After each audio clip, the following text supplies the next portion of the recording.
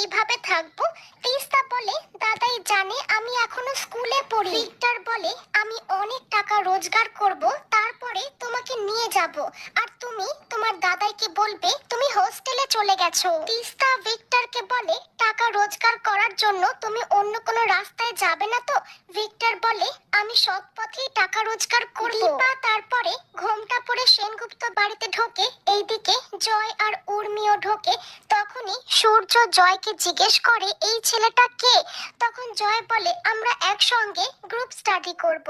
তখনই সূর্য সেই ছেলেটাকে তার নাম জিজ্ঞেস করলে জয় বলে, ও আসলে মৌন ব্রততে আছে। সূর্য নিজের মতো একগাদা প্রশ্ন করতে শুরু করে। ঠিক সেই সময় সপ্তর্ষি স্যার সেনগুপ্ত বাড়িতে আসে দীপান্বিতা মজুমদারের খোঁজ করতে। তখনই দীপা সবটা জানতে পেরে চমকে যায়। সূর্য তারপরে স্যারকে বলে, আপনার নিশ্চয়ই কোথাও একটা ভুল হচ্ছে। দীপান্বিতা মজুমদার এই বাড়িতে কি করে থাকতে পারে? স্যার বলে, আমি এতটা ভুল কি করে করব? আপনি অ্যাড্রেসটা দেখুন, এটা দীপান্বিতা মজুমদার নিজে রেজিস্টারে লিখেছে। লাবণ্য প্রথমে দীপান্বিতা মজুমদারকে না চেনার ভান করে। তখনই সূর্য বলে, মা, ওই যে মেয়েটা যে আমার হয়ে সব জায়গায় কথা বলে, সেই মেয়েটা দেখো আমাদের বাড়ির অ্যাড্রেসটা রেজিস্টারে লিখেছে। লাবণ্য সপ্তর্ষিকে জিজ্ঞেস করে, তুমি দীপান্বিতা মজুমদারের খোঁজ কেন করছো?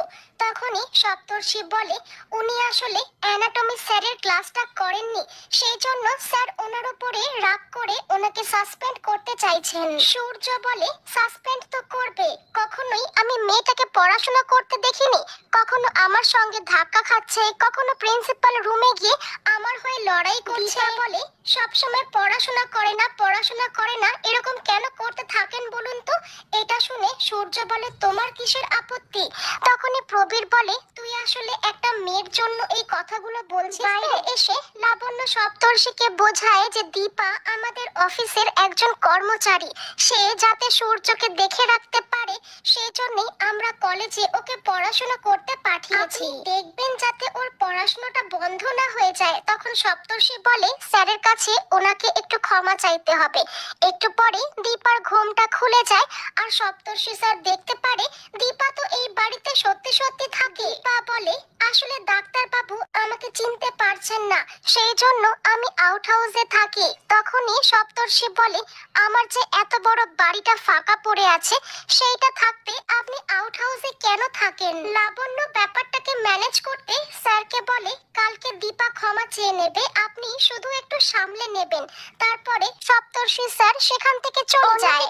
জয় আর উর্মিকে তিস্তা এসে জানিয়ে দেয় যে কাকাই বীর আর দীপকে নিয়ে এই বাড়িতে আসছে, সেই জন্য তোরা সামনে কিন্তু আসিস না। এদিকে সূর্য কাকাইকে জিজ্ঞেস করে, এতগুলো বাচ্চা এই বাড়িতে কোথা থেকে আসছে?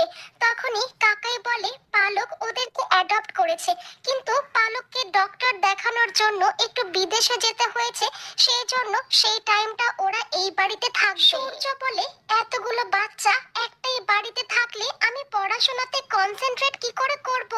তখনই সূর্য ফোনটা তুলে পালককে ফোন করতে যাবে, এমন সময় কাকাই বলে ওঠে, পালক তো এই ব্যাপারে কিছু